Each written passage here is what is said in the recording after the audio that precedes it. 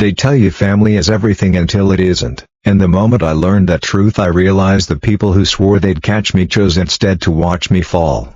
My name is Michael. I grew up in a small Ohio town where my father worked double shifts and taught us that hard work was a kind of honor, but when he got sick I became the one who stayed up nights, the one who made calls, the one who held a hand while the house filled with beeping machines. Jason, my older brother, had always been louder and luckier, and my mother had always loved him with a softness she never offered me. After Dad died, the house should have been our place to grieve, but what followed was a slow erosion of trust disguised as family business. The will was clear: split the house and savings. I assumed fairness would follow. Instead, Jason leaned back at the kitchen table and said, "You know, Dad wanted me to handle things, right? He trusted me more." I looked to Mom for a correction. She only nodded. "That's what I remember too," she said, and in that tiny assent they rewrote the past. I told them I had been the one at Dad's bedside, that I had taken shifts, that I had rearranged my life. Jason snorted and said, "You did what any son would.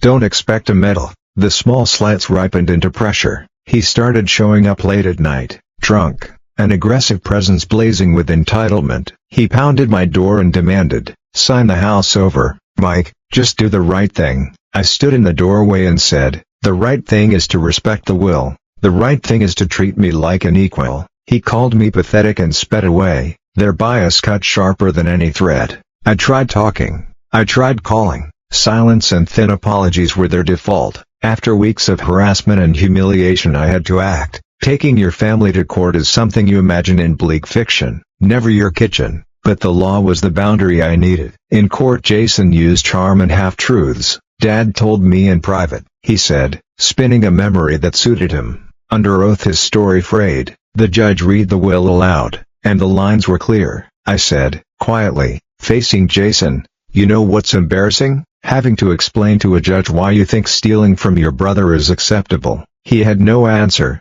Walking out of the courthouse I felt hollow and oddly liberated. The judge's ruling returned what was mine on paper, but it did more. It returned my voice. For the first time I felt seen by someone who mattered. That freedom became the foundation for everything I built afterward. I poured myself into my work, stopped being the family ATM, saved diligently, surrounded myself with people who valued me not for what I could give them but for who I really was. Slowly, I rose, carving a life where I wasn't second best, wasn't the forgotten one. And while the scar of their betrayal still aches sometimes, it no longer controls me. I think back to the little things now, the sound of Dad humming while he fixed the old lawnmower, the way Mom would set 2 plates at dinner even when company didn't come, the yellowed photographs lined up on the mantel, each a small claim on a life we thought we shared. Those small memories are not the problem. The problem was expectation without conversation. When you carry other people's burdens long enough they begin to weigh down your own shoulders and reshape the person you are into someone smaller and easier to manage.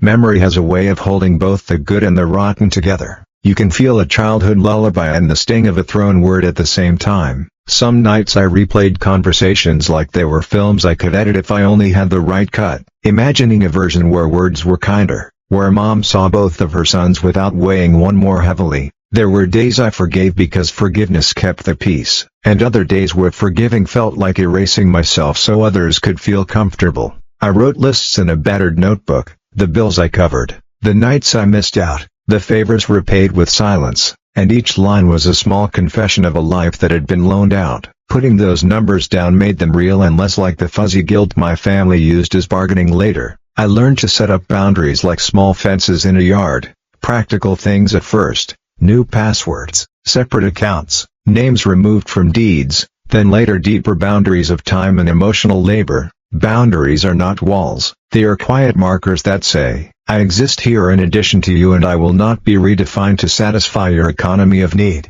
I took therapy for 6 months, something I had mocked in my 20s as indulgent, but it turned out to be practice in listening to myself without interruption. My therapist taught me the modest but revolutionary art of saying no with a soft voice and an unyielding spine, and it changed how I navigated every call and request. At first my family pushed back, incredulous that the person they relied on would refuse, but people adapt when they must. They find new ways to cope when the safety net is gone. Some of those adaptations were ugly. We saw sales, cramped visits, the strain on relationships, but other changes were honest, like Mom picking up a part-time job or Jason finally taking a class to steady his finances. Those small steps didn't erase the past, but they meant they were learning to carry weight that had long been shifted to me. I wrote an itemized ledger and left a copy on the table one Sunday, the paper heavy with dates and amounts and little notes, mortgage gap, car repairs, emergency bills, and I watched their faces as the numbers landed like stones. It wasn't about revenge,